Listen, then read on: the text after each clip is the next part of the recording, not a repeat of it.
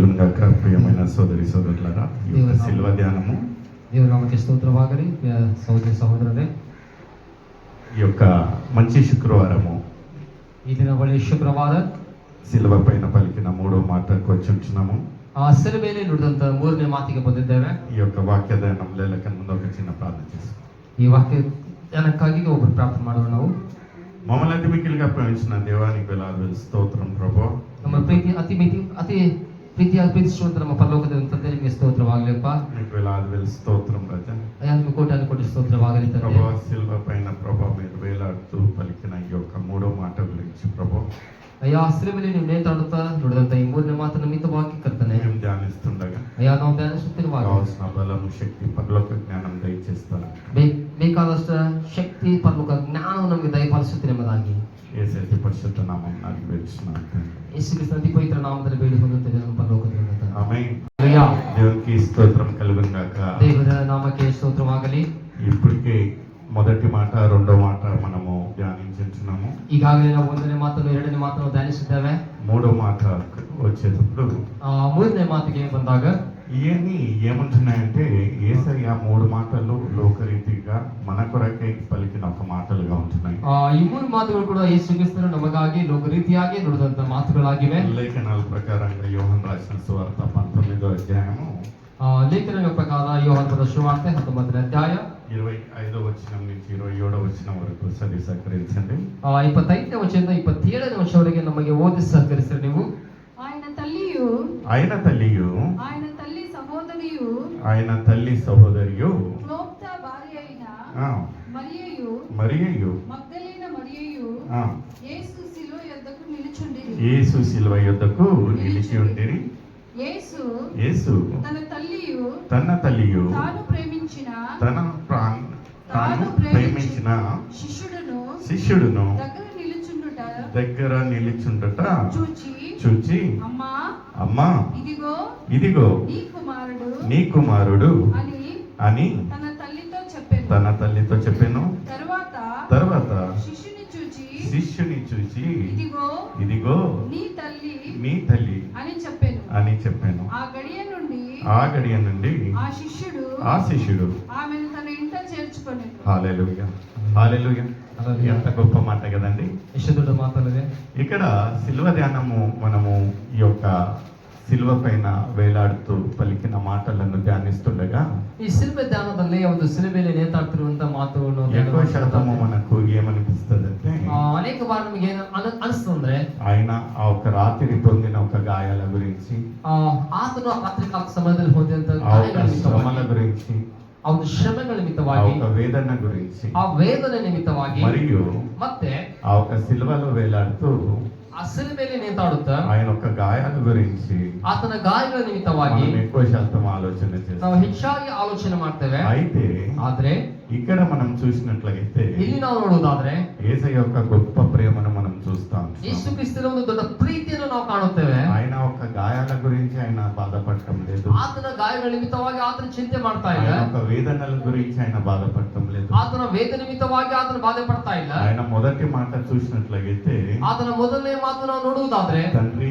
ತಂದೆ వీరు ఏం చేస్తున్నారు, ಇವರು ಏನು ಮಾಡುತ್ತಿರುವರು, వీరు ఎరగరు గనుక ಇವರು ಅನ್ಯರಾಗಿರುವುದರಿಂದ వీళ్ళని ಇವರನ್ನು క్షమించు.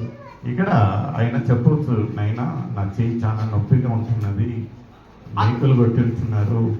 ಆತನು ಹೇಳಬಹುದು, ಅಯ್ಯ ನನ್ನ ಕೈ ತುಂಬಾ ನೋವಾಗ್ತದೆ, ಮೆಳೆಗಳನ್ನು ಹೊಡೆದಿದ್ದಾರೆ, తలపైన ముళ్ళ కిరీటం ఉంటున్నది, ತಲೆಯ ಮೇಲೆ ಮುಳ್ಳಿನ ಕಿರೀಟವನ್ನು ಇಟ್ಟಿದ್ದಾರೆ, మంచిగా ఎండ ఉంటున్నది, ತುಂಬಾ ಬಿಸಿಲಿದೆ, నాకు దాహంగా ఉంటున్నది, ನನಗೆ ತುಂಬಾ ನೀರಡಿಕೆ ಆಗ್ತಾ ಇದೆ, ఎక్కడ చూసినను గాయాలు, ಎಲ್ಲಿ ನೋಡಿದ್ರು ಕೂಡ ಗಾಯಗಳೇ.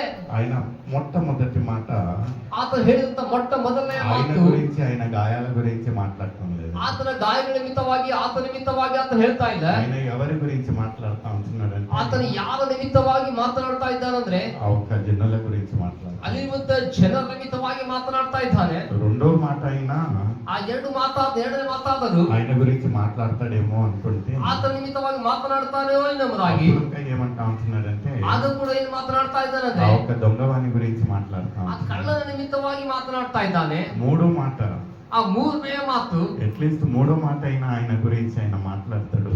ಆ ಮೂರನೇ ಮಾತು ಆತ ನಿಮಿತ್ತವಾಗಿ ಮಾತನಾಡ್ತಾನೆ ఆయన ಅನ್ಕೊಂಡ್ರೆ పొందిన ఒక గాయాల గురించి ಆತನು ಹೊಂದಿದಂತಹ ಗಾಯಗಳ ನಿಮಿತ್ತವಾಗಿ ఇక్కడ ఒక్క చూసినట్లయితే ಇಲ್ಲಿ ಸಹ ನಾವು ನೋಡುವುದಾದ್ರೆ ఆయన వేదన రోదన అంతా ಆತನ ವೇದನೆ ಮತ್ತು ರೋದನೆ ಎಲ್ಲವೂ ಕೂಡ వాళ్ళ అమ్మగారి గురించి, ಅವರ ತಾಯಿ ನಿಮಿತ್ತವಾಗಿ, ఆయన ఒక తల్లి గురించి ಆತನ ತಾಯಿ ನಿಮಿತ್ತವಾಗಿ బాధపడతా ఉంటున్నాడు, ಬಾಧೆ ಪಡ್ತಾ ಇದ್ದಾನೆ, వేదనలో ఉంటున్నాడు. ವೇದನೆಯಲ್ಲಿದ್ದಾನೆ. ఇంకా ఏ గడి అయినను నేను మరణిస్తాను, ಯಾವ ಗಳಿಗೆಯಾದ್ರೂ ನಾ ಸತ್ತು ಹೋಗ್ತೇನೆ, అప్పుడు నా ఒక తల్లి గారి పరిస్థితి ఏంటి? ನನ್ನ ಒಂದು ತಾಯಿಯ ಪರಿಸ್ಥಿತಿ ಏನು? ఈ రోజు మనం ఇక్కడ ఉంచోగా ಈ ದಿನ ನಾವು ಇಲ್ಲಿರ್ತೇವೆ. ఇక్కడ ఎవరెవరు తల్లులు సజీవంగా ఉంటున్నారో దేవునికి స్తోత్రం ಇಲ್ಲಿ కలుగుతుంది. ಯಾರು ತಾಯಿಯಂದಿರು ಸಜೀವರಾಗಿದ್ದಾರೋ ಅವರಿಗೆ ದೇವರಿಗೆ ಸ್ತೋತ್ರವಾಗಲಿ. మనం ఒక్క గడి అయినను మన తల్లి గారి గురించి ఆలోచన చేస్తా ఉంటున్నామా? ಒಂದು ಗಳಿಗೆಯಾದ ನಮ್ಮ ತಾಯಿ ನಿಮಿತ್ತವಾಗಿ ನಾವು ಆಲೋಚನೆ ಮಾಡುವವರಾಗಿದ್ದೇವಾ? ఆలోచన చేసినట్టయితే దేవునికి స్తోత్రం, ನಾವು ಆಲೋಚನೆ ಮಾಡುವವರಾಗಿದ್ದರೆ ದೇವರಿಗೆ ಸ್ತೋತ್ರವಾಗಲಿ. చేయనట్టుగా అయితే ఇదే అనుకూలమైన సమయం. ನಾವು ಒಂದು ವೇಳೆ ಆಲೋಚನೆ ಮಾಡದವರಾಗಿ ನಾವಿದ್ದರೆ ಇದೇ ಒಂದು ಸರಿಯಾದಂತ ಸಮಯ. నిజంగా ప్రియమైన సోదరి సోదరులారా, యేసయ్య ప్రేమను చూసినట్లయితే ಇಲ್ಲಿ ಯೇಸು ಸ್ವಾಮಿಯ ಪ್ರೀತಿಯನ್ನು ನಾವು ಕಾಣುವುದಾದರೆ నిజం మనము మాటల ద్వారా వర్ణించడానికి చాలు కాదు. ಆ ಮಾತುಗಳ ನಿಮಿತ್ತವಾಗಿ ನಮಗೆ ವರ್ಣಿಸಲಾಗದು. ఎందుకంటే ఆ వేదనలో ఎన్నో మార్లు ಎಷ್ಟೋ ಬಾರಿ ఆమె ఆ ఒక్క తల్లి ప్రేమను చూపించి నీకు వచ్చినప్పుడు ಅನೇಕ ಬಾರಿ ತನ್ನ ತಾಯಿಯ ಪ್ರೀತಿಯನ್ನು ತೋರಿಸಲು ಬಂದಾಗ యేసయ్య కేంద్ర అంతా ఆ ఒక్క తండ్రి ఒక చిత్త ప్రకారంగానే ఉంటున్నాడు. ಯೇಸು ಕ್ರಿಸ್ತನ ಒಂದು ಎಲ್ಲವೂ ಕೂಡ ಅವನ ಆಲೋಚನೆ ಕೇಂದ್ರೀಕೃತ, ಆತನ ಆಲೋಚನೆ ಕರ್ತನಗಳಿಗೆ ಕೇಂದ್ರೀಕೃತವಾಗಿದ್ದವು. ఎన్నో మార్లు ఆమె మాటలకు ಎಷ್ಟೋ ಬಾರಿ ಅವಳ ಮಾತುಗಳಿಗೆ ఆమె మనసు నొచ్చుకునేలాగా ప్రవర్తించాడు. ಆತನ ಒಂದು ಮನಸ್ಸು ನೋವಾಗುಂಟಾಗುವಂತೆ ಆತನ ನಡೆಸಿಕೊಡಲು ఆయనను ಆದ್ರೂ ಸಹ ఆ ఒక తల్లి ప్రేమ చూడండి. ಆ ತಾಯಿಯ ಪ್ರೀತಿ ನೋಡಿರಿ. ఆ ఒక సిల్వలో ఉన్నప్పుడు ಆ ಸಿಲುಬೆಯಲ್ಲಿರುವಾಗ ఆ ఒక శోధించిన ఆ ఒక రాత్రి అంతా గడియలను చూసినట్లయితే ಆ ಶೋಧಿಸಿದಂತ ರಾತ್ರಿಯ ಗಳಿಗೆಲ್ಲವೂ ನೋಡುವುದಾದ್ರೆ ఆ ఒక తల్లి ఆ ఒక కుమారుని వేదనను చూస్తూ ఉన్నది. ಆ ಮಗನ ಒಂದು ವೇದನೆಯನ್ನು ಆ ತಾಯಿ ನೋಡ್ತಾ ಇದ್ದಾಳೆ. ఎంత బాధాకరమైన విషయం అండి. ಎಷ್ಟು ಬಾಧಕರವಾದಂತ ವಿಷಯ ಅದು. ఇప్పుడు ఉండే ఒక పరిస్థితిలో మనం చూసినట్లయితే ಈಗಿರುವಂತಹ ಪರಿಸ್ಥಿತಿಗಳನ್ನು ನಾವು ನೋಡುವುದಾದರೆ మనిషి జీవితంలో ಮನುಷ್ಯನ ಒಂದು ಜೀವನದಲ್ಲಿ ఒక వేదనకరమైన ఒక క్రియ ఏముంటున్నదంటే ಒಂದು ವೇದನಕರವಾದ ಒಂದು ಕ್ರಿಯೆ ಏನಂದ್ರೆ ఒక రోదనకరమైన ఒక సన్నివేశం ఏముంటున్నదంటే ಒಂದು ರೋದನೆ ಮಾಡುವಂತ ಸನ್ನಿವೇಶ ಏನಂದ್ರೆ తల్లిదండ్రులు కుమారుల మట్టి అట.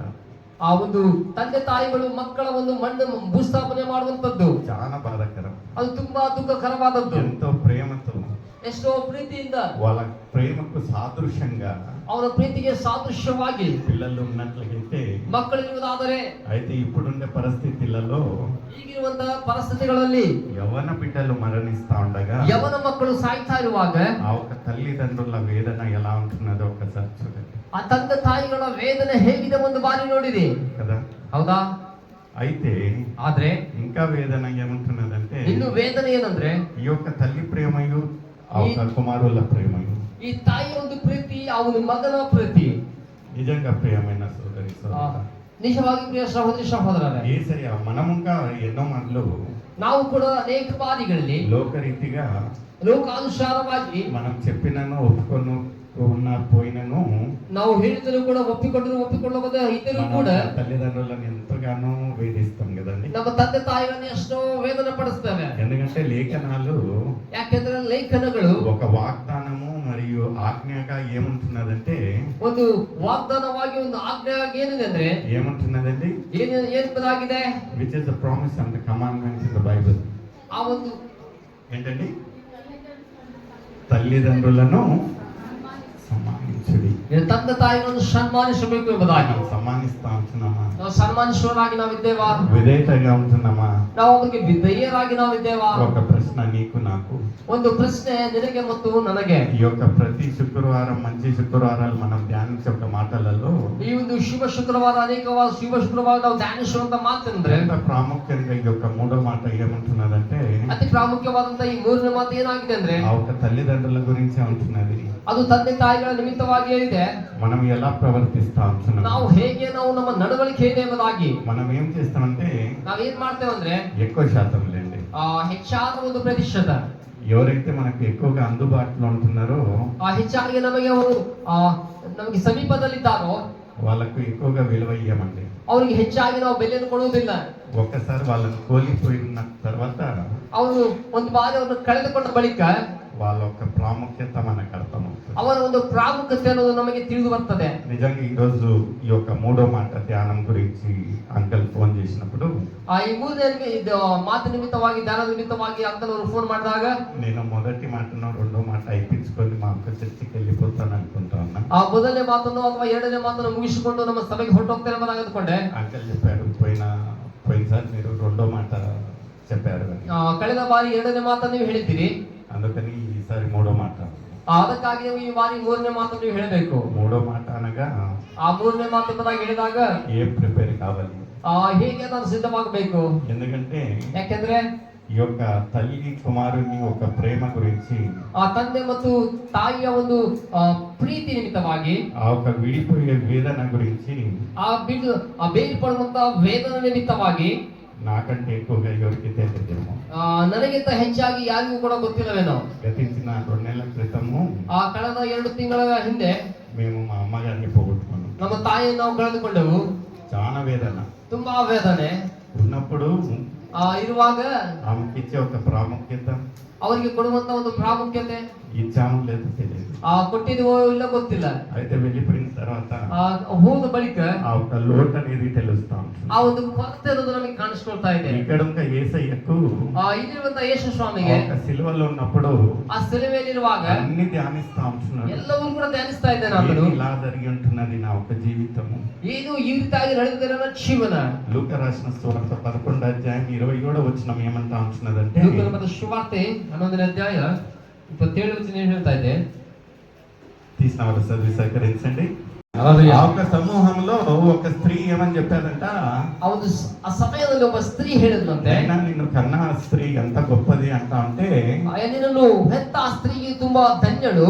నిజంగా the credit was going to Mother Mary. ಆ ಒಂದು ಎಲ್ಲ ಒಂದು ಮದರ್ ಮೇರಿ ಅವರಿಗೆ ಹೋಗಬೇಕಂತ ಎಲ್ಲವೂ ಕೂಡ. అయితే ఇక్కడ యేసయ్య ఏమంటా ఉంటున్నాడంటే, ಇಲ್ಲಿ ಯೇಸು ಸ್ವಾಮಿ ಅವರು ಏನು ಹೇಳ್ತಾರಂದ್ರೆ దాన్ని సమ్మతించక ಅದನ್ನು ಸಮರ್ಥಿಸಿಕೊಳ್ಳದೆ ఒక రకంగా సమ్మతిస్తా ఉంటున్నాడు. ಒಂದು ರೀತಿಯಾಗಿ ಸಮರ್ಥಿಸ್ತಾ ಇದ್ದಾನೆ. దాన్ని ఏమంటా ఉంటాడంటే కానీ ಆದರೆ ముందు ఏమంటా ఉంటున్నాడండి, ಮೊದಲನೇದಾಗಿ ಏನ್ ಹೇಳ್ತಾ ಇದ್ದಾನೆ, ఎవరైతే ಯಾರು చదవనమ్మా ఆయన అవును గాని దేవుని వాక్యము విని దాన్ని గైకొనువారు హల్లెలూయా. నిజంగా ఆయన ప్రేమ, ఆయన జీవిత కాలం అంతా ఎవరి గురించి ఒక ఆలోచన అంటే నా గురించి. ಆತನ ಜೀವಿತ ಕಾಲದಲ್ಲೆಲ್ಲೂ ಕೂಡ ಯಾರ ನಿಮಿತ್ತವಾಗಿ ಆತನಿಗೆ ಆಲೋಚನೆ ಅಂದ್ರೆ ఏదో ఒక చిన్న సన్నివేశంలో ಯಾವುದೋ ಒಂದು ಚಿಕ್ಕ ಸನ್ನಿವೇಶದಲ್ಲಿ వాళ్ళ తల్లి గారి ప్రాముఖ్యత, ఆమె ధన్యత గురించి చెప్పే ఒక సమయం వచ్చినప్పుడు ಅವರ ತಾಯಿಯ ಒಂದು ಧನ್ಯತೆ ಒಂದು ಪ್ರಾಮುಖ್ಯತೆ ನಿಮಿತ್ತವಾಗಿ ಹೇಳುವಂತ ಸಮಯ ಬಂದಾಗ నిజంగా చాలా చక్కటి, ఎందుకంటే నాకై నేను ఎప్పుడు చెప్పలేదు, ನಾವಾಗಿ ನಾನು ಯಾವಾಗಲೂ ಕೂಡ ಹೇಳಲಿಲ್ಲ. ఎవరో సమూహంలో చెప్తా ఉంటున్నారు, ಯಾರೋ ಸಮೂಹದಲ್ಲಿ ಹೇಳ್ತಾ ಇದ್ದಾರೆ. దాన్ని సమ్మతిస్తూ మాట్లాడక ಅದನ್ನು ಸಮರ್ಥಿಸಿ ಮಾತನಾಡದೆ అక్కడ ఇంకా మన పట్ల ఉన్న ప్రేమను చూపిస్తా ఉంటున్నాడు. ಅಲ್ಲಿ ನಮ್ಮ ಪಕ್ಷದಲ್ಲಿರುವಂತ ಪ್ರೀತಿನ ಅದನ್ನು ತೋರಿಸಿಕೊಡ್ತಾ ಇದ್ದಾನೆ. అంటా ఉన్నాడు అంతా ఓకే గాని ಎಲ್ಲವೂ ಸರಿಯಾಗಿದೆ. ఎవరైతే నా ఒక్క వాక్య ప్రకారంగా విని దాన్ని చేస్తారో వాళ్ళు ఇంకా ధన్యులు అంటారు. ಯಾವ ದೇವರ ವಾಕ್ಯವನ್ನು ಕೇಳಿ ಅದಕ್ಕೆ ಸರಿಯಾಗಿ ನಡೆಯುವವರು ಇನ್ನೂ ಕೂಡ ಧನ್ಯರೆಂಬುದಾಗಿ ಹೇಳ್ತಾ ಇದ್ದಾನೆ. చూడండి ప్రియమైన సోదరి సోదరుడా, ನೋಡಿ ಪ್ರಿಯ ಸಹೋದರಿ ಸಹೋದರರೇ, అక్కడ వాళ్ళ అమ్మగారు ఉంటే కొంచెం బాధపడే వాళ్ళేమో, ಅಲ್ಲಿ ಅವ್ರ ತಾಯಿ ಇರ್ತಾ ಇದ್ರೆ ಸ್ವಲ್ಪ ಬಾಧೆ ಪಡ್ತಾ ಇದ್ರೇನೋ. అరే నైనా నువ్వన్నా చెప్పలేదు, చెప్పేవారినన్నా సమ్మతించాల్సినది నైనా. ಅಯ್ಯ ನೀನಾದ್ರೂ ಹೇಳಲಿಲ್ಲ, ಹೇಳೋನಾದ್ರೂ ಹೇಳ ಬಿಡ್ಬೇಕಾಯ್ತಪ್ಪ. అయితే దేవుని ఒక ధ్యానము, దేవుని ఒక ప్రణాళిక అంతా ఏమంటున్నదంటే, ದೇವರ ಒಂದು ಧ್ಯಾನ, ದೇವರ ಒಂದು ಪ್ರಣಾಳಿಕೆ ಏನಾಗಿತ್ತಂದ್ರೆ దేవుని చిత్తము నెరవేరాలి, ದೇವರ ಒಂದು ಚಿತ್ತವು ನೆರವೇರಬೇಕು. ముందు భాగంలో చూసినట్లయితే ಆ ಮೊದಲನೇ ಭಾಗದಲ್ಲಿ ನಾವು ನೋಡುವಾಗ లూకా రాసిన సువార్త 2వ అధ్యాయం 48వ వచనం. లూకా రాసిన సువార్త 2వ అధ్యాయం 48వ వచనం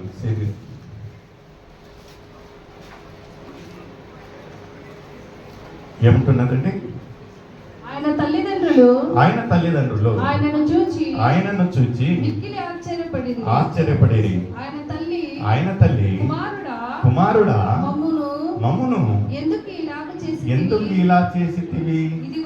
ఇదిగో నీ తండ్రియు నేనును దుఃఖపడుచు నిన్ను వెతుకుచుంటుమని ఆ. ఆయనతో చెప్పగా ఆయన మీరేలా ఆ, నన్ను వెతుకుచుంటిరి నేను నా తండ్రి పనుల పనుల మీద నుండవలెనని ఆ. మీరెరుగరా చూడండి, ఒక చిన్న బాలుడు, యేసయ్య ఒక బాలుడు ఆ ఒక ఆలయానికి వెళ్ళినప్పుడు అక్కడ తప్పిపోయినప్పుడు వీళ్ళొక్క తల్లిదండ్రులు ఎవరైతే సగం దారి చేసుకొని వచ్చింటున్నారో అక్కడ వెతికినట్లుగా అయితే యేసయ్య కనిపించలేదు. ಆ ಚಿಕ್ಕ ಬಾಲನಾಗಿದ್ದ ಯೇಸು ಕ್ರಿಸ್ತನ ಅವರು ದೇವರಲ್ಲಿ ಬಿಟ್ಟು ಹೋಗಿ ಅಲ್ಲಿ ಹುಡುಕುತ್ತಾ ಬಂದ್ರು, ಆದ್ರೆ ಅವ್ರು ಸಿಗಲಿಲ್ಲ. వాళ్ళొక్క బాధ భయభీతితో వెనక తిరిగి వచ్చినప్పుడు ಅವ್ರು ಬಾಧೆ ಭಯದಿಂದ ಹಿಂದಿರುಗಿ ಬಂದಾಗ ఆ ఒక బాలుని యేసయ్యను చూసి అడిగారంట, ಆ ಯೇಸು ಸ್ವಾಮಿని ನೋಡಿ ಹೇಳಿದ್ರಂತೆ, నైనా ಮಗನೇ ఎందుకు ఇలా చేశావు, ಎತ್ತಕ್ಕಾಗಿ ಹೀಗೆ ಮಾಡಿದೆ, మేము ఎంత బాధపడతా ఉంటున్నాం, ನಾವು ಎಷ್ಟು ಬಾಧೆ ಪಡ್ತಾ ಇದ್ದೇವೆ, ఈ యొక్క తండ్రి చూడు ఎంత దుఃఖిస్తా ನಿಮ್ಮ ఉంటున్నాం. ತಂದೆ ನೋಡಿ ಎಷ್ಟು ದುಃಖಿಸ್ತಾ ಇದ್ದಾನೆ. అయితే ఈ యొక్క బాలుడు యేసయ్య ఏమన్నాడంటే, ಆದ್ರೆ ಈ ಚಿಕ್ಕ ಬಾಲನಾದ ಯೇಸು ಸ್ವಾಮಿ ಏನ್ ಹೇಳ್ತಾರಂದ್ರೆ, ఎందుకు మీకు తెలియదా నేను ఎందుకు ఈ లోకానికి వచ్చుంటున్నాను, ಯಾಕೆ ನಿಮಗೆ ಗೊತ್ತಿಲ್ವಾ ಈ ಲೋಕಕ್ಕೆ ನಾನು ಯಾತಕ್ಕಾಗಿ ಬಂದಿದ್ದೇನೆ ಎಂಬುದಾಗಿ. అంటే ఆ ఒక చిన్ననాటి నుంచి ఆయన ఒక మైండ్ లో ఏముంటున్నదంటే ಆ ಬಾಲ್ಯದಿಂದಲೂ ಕೂಡ ಆತನ ಒಂದು ಆಲೋಚನೆ ಏನಿದೆ ಅಂದ್ರೆ, ఆ ఒక తండ్రి చిత్తం, ತಂದೆಯ ಒಂದು ಚಿತ್ತವನ್ನು ಮಾಡಬೇಕು, ತಂದೆಯ ಚಿತ್ತವನ್ನು ఆ రోజు ಮಾಡಬೇಕು. ఇంకా ఆ ఒక తల్లి గారు ఎంతో బాధపడి ఉంటున్నారు. ಆದರೂ ಕೂಡ ಆ ತಾಯಿಯವರು ತುಂಬಾ ದುಃಖ ಪಟ್ಟಿರಬಹುದು. ఇంకొకసారి మనం చూసినట్లయితే ಇನ್ನೊಂದು ಬಾರಿ ನಾವು ನೋಡುವುದಾದ್ರೆ ఆ ఒక కానాను వివాహం, ಆ ಒಂದು ಕಾನಾನ್ ಔತಣ ಕೂಟದಲ್ಲಿ యోహాను రాసిన సువార్త 2వ అధ్యాయము 3-4 వచనంలో చూసినట్లయితే, ಯೋಹಾನ ಬರೆದ ಸುವಾರ್ತೆ ఎందుకంటే ನಾವು ಇಲ್ಲಿ ನೋಡ್ತೇವೆ, యేసయ్య ఒక సమర్థము, ಯೇಸು ಕ್ರಿಸ್ತನ ಒಂದು ಸಮರ್ಥನೆ, యేసు ఒక శక్తి ಯೇಸುವಿನ ಒಂದು ಶಕ್ತಿ వాళ్ళ తల్లి గారికి అంతా తెలుసు. ಇದು ಕೂಡ ಅವರ ತಾಯಿಗೆ ಗೊತ್ತು.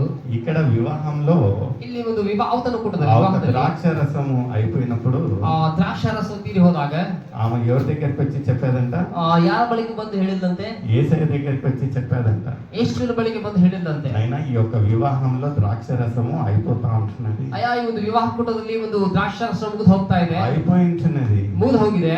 అయితే అయ్యగారు ఏం చెప్పారు, ಆದ್ರೆ ಅಯ್ಯನವರು ಏನ್ ಹೇಳಿದ್ರು, ఏమని చెప్పారండి, ಏನು ಹೇಳಿದ್ರು, అమ్మా ಅಮ್ಮ నా సమయము ನನ್ನ ಒಂದು ಸಮಯ ఇంకా రాలేదు. ಇನ್ನೂ ಬರ್ಲಿಲ್ಲ.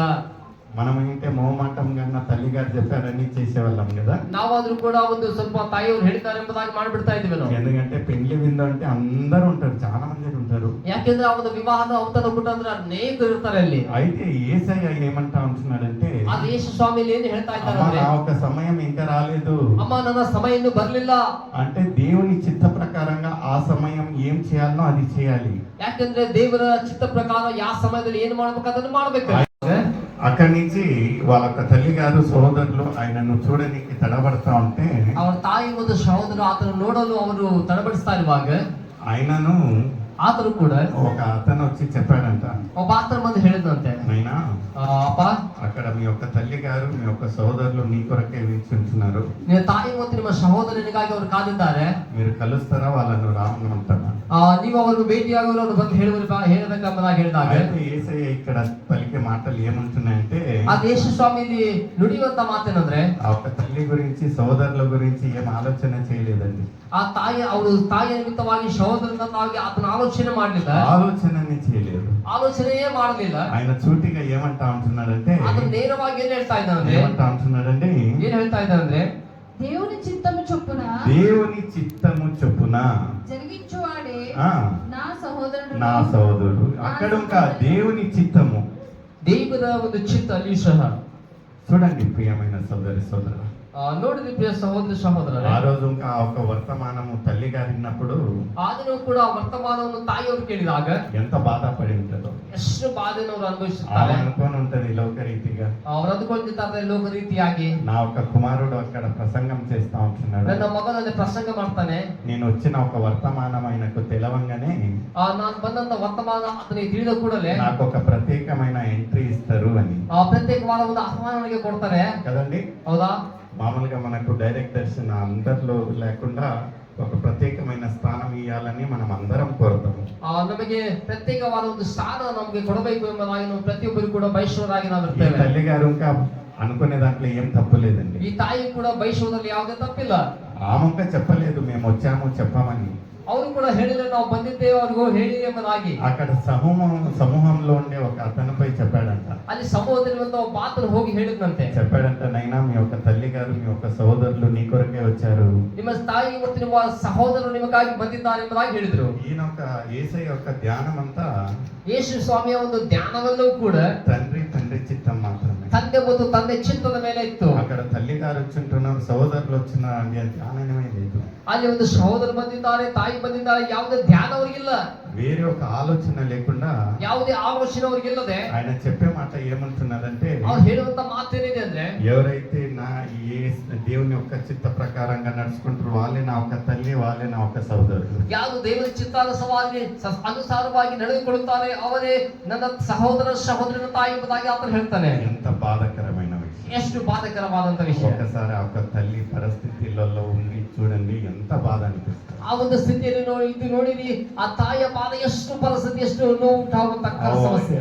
యేసయ్య గర్భము నుంచి పట్టుకొని ಯೇಸು ಕ್ರಿಸ್ತನ ಗರ್ಭದ ಮೊದಲುಗೊಂಡು ఆమెకు విమర్శలు, ಯಾವಾಗಲೂ ಕೂಡ ಅವಳಿಗೆ ವಿಮರ್ಶೆಗಳು, బాధకరమైన ఒక విషయాలు, ಬಾಧಕರವಾದಂತ ವಿಷಯಗಳು. ఆయనను ఆమెక దేవుని చిత్త ప్రకారంగా కలుగునుగా కానీ ಆದ್ರೂ ಕೂಡ ದೇವರ ಚಿತ್ತಾನುಸಾರವಾಗಿ ಉಂಟಾಗಲಿ ಎಂಬುದಾಗಿ ఆ ఒక జీవిత కాలం అంతా ఈయనను పోషిస్తున్నట్లయితే, ಈ ಜೀವಿತ ಕಾಲದಲ್ಲೂ ಕೂಡ ಆತನು ಪೋಷಿಸುವಂತೆ, ఎందుకంటే చిన్ననాటి సమయంలోనే ಯಾಕಂದ್ರೆ ಆತನು ಬಾಲ್ಯದಲ್ಲಿರುವಾಗಲೇ ఆమెకు చెప్పి ఉంటున్నారు ప్రవక్త, ಆತನಿಗೆ ಅವಳಿಗೆ ಹೇಳಿದ್ರು ಪ್ರವಾದಿಯು, అమ్మ నువ్వు చాలా రోదన వేదనలో ఉండబోతా అంటున్నావు. ನೀನು ತುಂಬಾ ರೋದನ ವೇದನ ಇರಲಿಕ್ಕಿರುವೆ ನೀನು.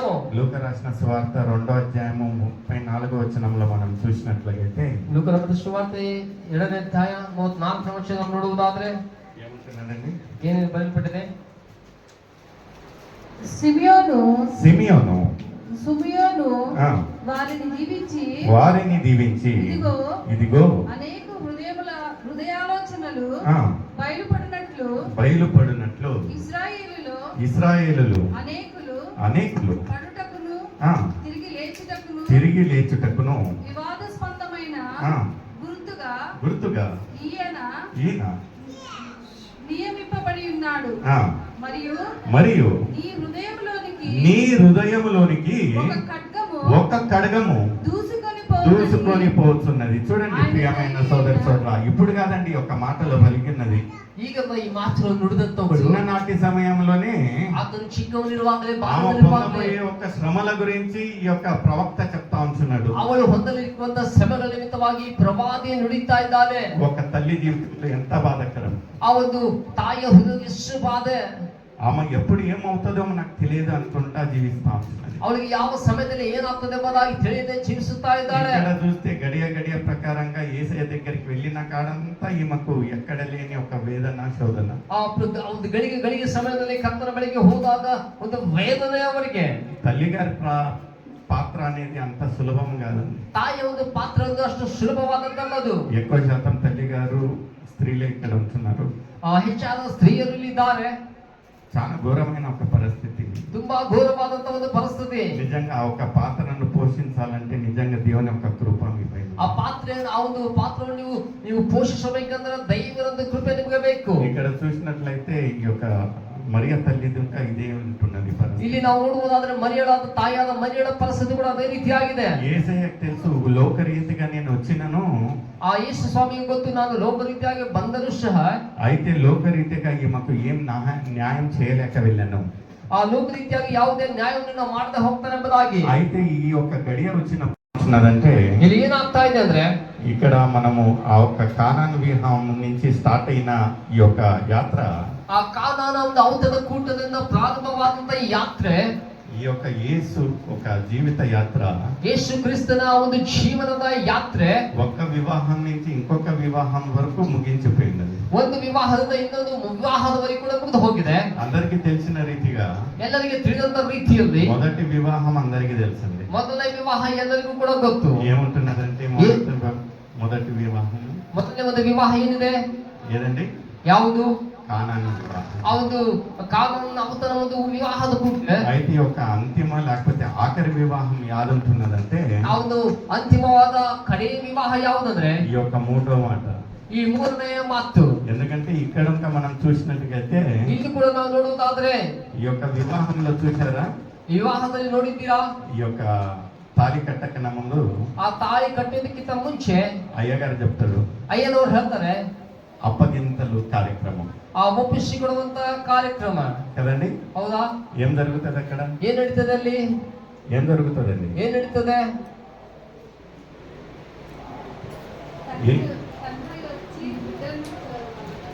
తండ్రి వచ్చి బిడ్డను వాళ్ళ చేతికి అప్పగిస్తాం.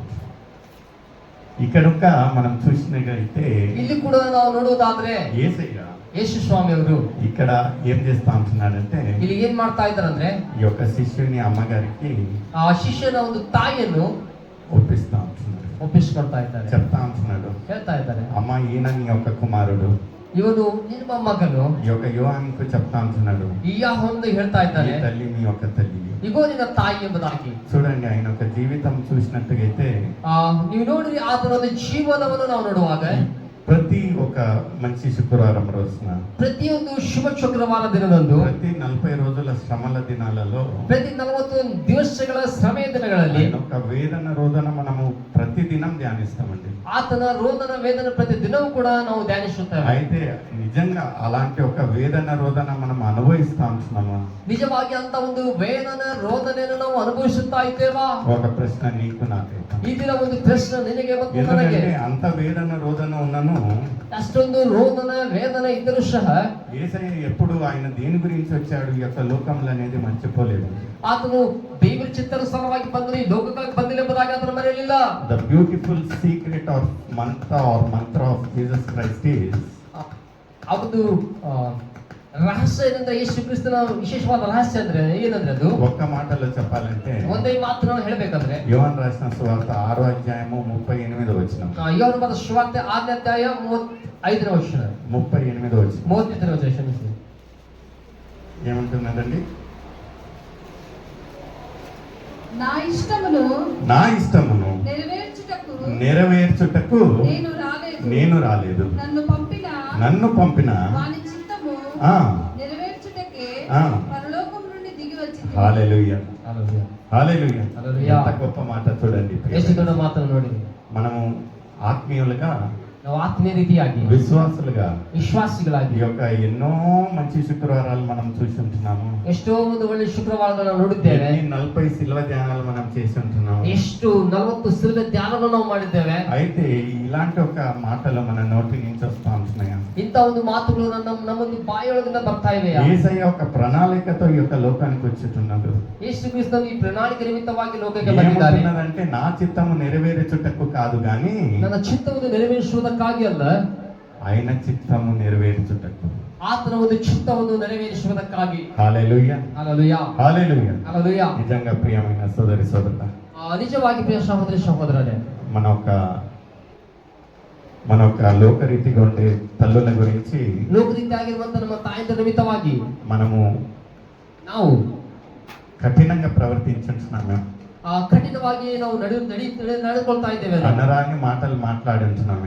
ಅನ್ನವಾದ ಮಾತುಗಳನ್ನ ಅನ್ನುತ್ತಾ ಇದ್ದೇವೆ. ఆ రోజంతా యేసయ్య ಆ ದಿವಸ ಯೇಸು ಸ್ವಾಮಿ ఆయన ఒక గడియ ముగించుకునేటప్పుడు ಆತನ ಒಂದು ಗಳಿಗೆ ಮುಗಿಸುವಾಗ ఆయన తెలుసుకున్నాడు, ಆತನ ತಿಳಿದುಕೊಂಡ ఆయన న్యాయం చేయాలనుకున్నాడు. ಆತನ ನ್ಯಾಯವನ್ನು ಮಾಡಬೇಕೆಂಬುದಾಗಿ ఆ ఒక ಬಯಸಿದನು. తల్లి గారికి కావాల్సిన సహాయం ఇవ్వాలనుకున్నాడు. ಆ ತಾಯಿಗೆ ಬೇಕಾದ ಸಹಾಯವನ್ನು ಕೊಡಬೇಕೆಂಬುದಾಗಿ ಅಂದುಕೊಂಡ. మనకు ఇంకా ಆದ್ರೂ ಕೂಡ తెలిపేలాగున ನಮಗೂ ಕೂಡ ತಿಳಿಸುವ ಹಾಗೆ ఆ ఒక సిలువలో పలికిన 7 ప్రాముఖ్యమైన మాటలలో ಆ ಸಿಲುಬೆಯಲ್ಲಿ ನುಡಿದಂತ 7 ಪ್ರಾಮುಖ್ಯವಾದ ಮಾತುಗಳಲ್ಲಿ he included this particular word.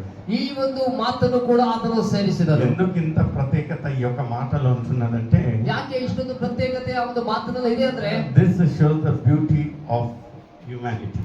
ಇದು ಮಾನವಾಳಿಗೆ ಒಂದು ತುಂಬಾ ಒಂದು ಸುಂದರವಾದ ಒಂದು ಮಾತಾಗಿದೆ. అంటే దేవుని ప్రణాళికనే కాకుండా ಕೇವಲ ದೇವರ ಒಂದು ಪ್ರಣಾಳಿಕೆ ಮಾತ್ರವಲ್ಲದೆ తల్లిదండ్రులను సన్మానించడం. ತಂದೆ ತಾಯಿಗಳನ್ನು ಸನ್ಮಾನಿಸಬೇಕು. నిజంగా ప్రియమైన సోదరి సోదరులు, ನಿಜವಾಗಿ ಸಹೋದರಿ ಸಹೋದರರೇ, ఎలా ఉంటున్నది మన ఒక ఆత్మీయ జీవితం? ಯಾವ ರೀತಿಯಾಗಿದೆ ನಮ್ಮ ಒಂದು ಆತ್ಮೀಯ ಜೀವಿತ? మనము పచ్చగా దేవునిలో ఎదుగుతా ఉంటున్నామేమో, ಹಸಿರಾಗಿ ದೇವರನ್ನು ಬೆಳೀತಾ ಇದ್ದೇವೆ ನಾವು. అయితే తల్లిదండ్రులకు ఇచ్చే ఒక ప్రాముఖ్యత ఇయ్యనట్లయితే ಒಂದು ವೇಳೆ ನಾವು ತಂದೆ ತಾಯಿಗಳಿಗೆ ಕೊಡಬೇಕಾಗಿರುವಂತಹ ಪ್ರಾಮುಖ್ಯತೆಯನ್ನು ನಾವು ಕೊಡದೆ ಹೋದರೆ అంత శూన్యమండి, ಎಲ್ಲವೂ ಕೂಡ ಶೂನ್ಯವಾಗ್ತದೆ. అంత శూన్యము. ಎಲ್ಲವೂ ಕೂಡ ಶೂನ್ಯವಾಗ್ತದೆ. మనమందరం కళ్ళు మూసుకుంటాం. ನಾವೆಲ್ಲೂ ಕೂಡ ಕಣ್ಣು ಮುಚ್ಚೋಣ. దేవా, ಕರ್ತನೆ, నేను ఇంకా మా ఒక లోకరీతిగా ఉండే తల్లి గారికి దూరంగా ఉంటున్నానేమో రాజా.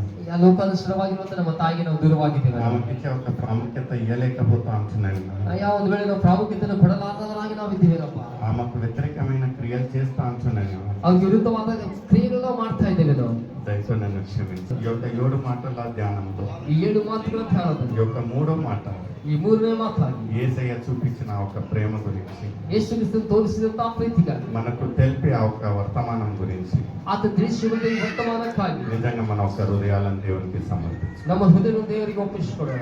ఈ యొక్క మాట మాట్లాడడానికి అవకాశం ఇచ్చిన అయ్యగారికి సంఘస్థులకు నా నిండు కృతజ్ఞత. ಈ ಅವಕಾಶ ಕೊಟ್ಟಂತ ಅಯ್ಯನವರಿಗೆ ಸಂಘಸ್ಥರಿಗೆ ಸಭೆ